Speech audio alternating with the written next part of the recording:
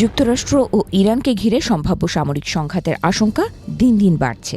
বিশেষজ্ঞরা বলছেন, পরিস্থিতি এমন এক পর্যায়ে পৌঁছেছে যেখানে কূটনৈতিক প্রচেষ্টা ব্যর্থ হলে খুব অল্প সময়ের মধ্যেই বড় ধরনের সামরিক অভিযান শুরু হতে পারে। সম্প্রতি যুক্তরাষ্ট্রের প্রেসিডেন্ট ডোনাল্ড ট্রাম্প সতর্ক করে বলেছেন, ইরান যদি তার পারমাণবিক কর্মসূচি নিয়ে ওয়াশিংটনের দাবি না মানে তাহলে তিনি খুব কঠোর পদক্ষেপ নিতে প্রস্তুত। যদিও যুক্তরাষ্ট্র আনুষ্ঠানিকভাবে এখনও আলোচনার পথ খোলা রেখেছে, তবু সামরিক প্রস্তুতি যে প্রায় সম্পূর্ণ তা বিভিন্ন বিশ্লেষকের বক্তব্য থেকেই পরিষ্কার। বিশেষজ্ঞদের মতে সম্ভাব্য মার্কিন হামলার প্রধান লক্ষ্য হতে পারে ইরানের সামরিক অবকাঠামো। সবচেয়ে আগে আঘাত হানার পরিকল্পনায় থাকতে পারে IRGCর নৌবাহিনী, কারণ এই বাহিনী পারস্য উপসাগরে মাইন পেতে বিশ্ব বাণিজ্যের গুরুত্বপূর্ণ জলপথ হরমুজ প্রণালী বন্ধ করে দেওয়ার ক্ষমতা রাখে। ওই প্রণালী দিয়ে বিশ্বের প্রায় 1/5 তেল পরিবহন হয়, ফলে সেখানে কোনো সংঘাত বিশ্ব অর্থনীতিতে বড় ধাক্কা দিতে পারে।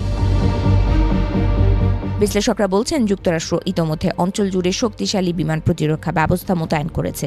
প্যাট্রিয়ট ও থার্ড ক্ষেপণাস্ত্র প্রতিরক্ষা ব্যবস্থা, যুদ্ধবিমান স্কোয়াড্রন এবং একাধিক যুদ্ধজাহাজ ইতোমধ্যেই অবস্থান নিয়েছে। এসব ব্যবস্থা মূলত ইরানের সম্ভাব্য পাল্টা হামলা ঠেকানোর জন্যই সাজানো হয়েছে। সম্ভাব্য হামলার দ্বিতীয় ধাপে ইরানের বিমান প্রতিরক্ষা ব্যবস্থাকে সম্পূর্ণ নিষ্ক্রিয় করার পরিকল্পনা থাকতে পারে। যুক্তরাষ্ট্রের বিমান বাহিনী এই ধরনের suppression of enemy air defence অভিযানে অত্যন্ত দক্ষ। এতে স্টেলথ বোমারু বিমান, ক্রুজ মিসাইল এবং সাবমেরিন থেকে ছোড়া অস্ত্র ব্যবহারের সম্ভাবনা রয়েছে। এছাড়া ইরানের তেল শোধনাগার এবং গুরুত্বপূর্ণ সামরিক স্থাপনাও লক্ষ্যবস্তু হতে পারে। বিশ্লেষকদের মতে, এসব স্থাপনায় হামলা হলে ইরানের অর্থনীতিতে বড় ধরনের চাপ তৈরি হবে। অন্যদিকে বিশেষ বাহিনীর গোপন অভিযানও সম্ভাব্য বিকল্প হিসেবে বিবেচনায় রয়েছে।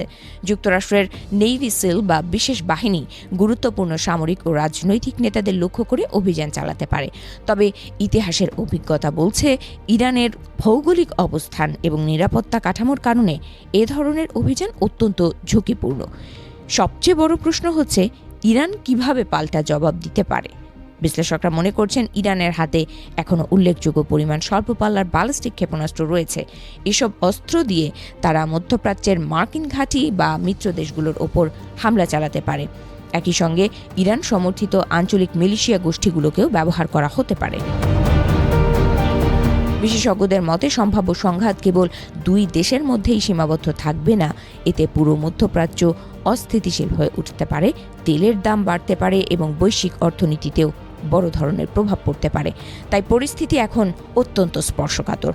কূটনৈতিক আলোচনা চললেও সামরিক প্রস্তুতির মাত্রা দেখে বিশ্লেষকরা বলছেন, একটি ছোট ভুল হিসাব বা উত্তেজনাকর ঘটনার মাধ্যমেই বড় সংঘাত শুরু হয়ে যেতে পারে। তাই বিশ্বের নজর এখন ওয়াশিংটন ও তেহরানের পরবর্তী পদক্ষেপের দিকে।